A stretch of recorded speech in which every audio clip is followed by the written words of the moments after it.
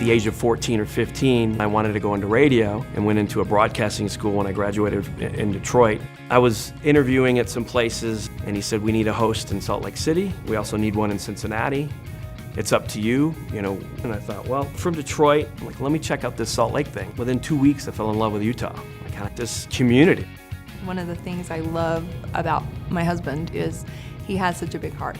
His listeners will email him, and he takes as much time as he needs to email them back, and he makes sure that he gives them the time and the response that they deserve. Whenever he meets someone, he always finds out what their name is, what they do. He'll sit and talk with them for a little while. And what I love about Frankie is he'll jot their name down, and the next day or that Monday when he's back on the air, he always says hi to those people. Back in the early days, we put Frankie through whatever kind of a torture we could to get ratings.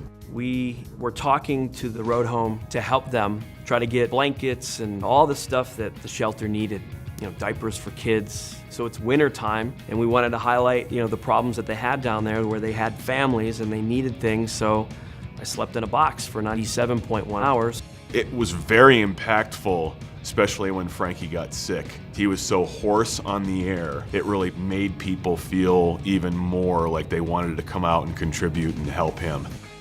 For years now, we've been doing Secret Santa, where we try to help people that might be having some hard times. So we have people that donate gifts, we have people that donate money, we have people that donate their time to go deliver the presents to the families in need.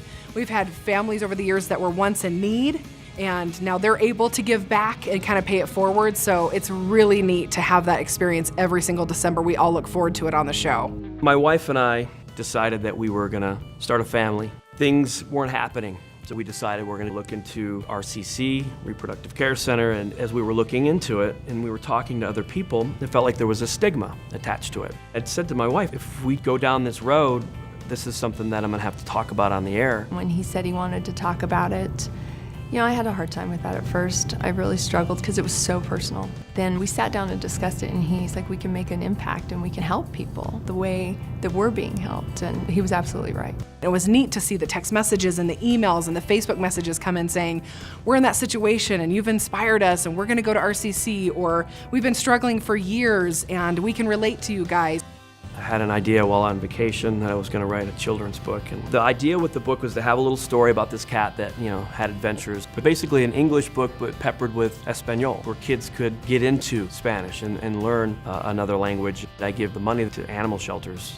He did the Blade for Change, where he rollerbladed from here to Las Vegas to raise money for someone who had cancer.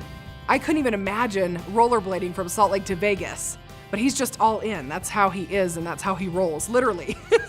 I love that he is honestly the person that you hear on the radio every day. That is him, 100%. He's taught me so much. I mean, he is the big brother I never had. Sometimes I tease him, never wanted. No, just kidding, I'm kidding. But he's just an awesome dude. He's just a good person.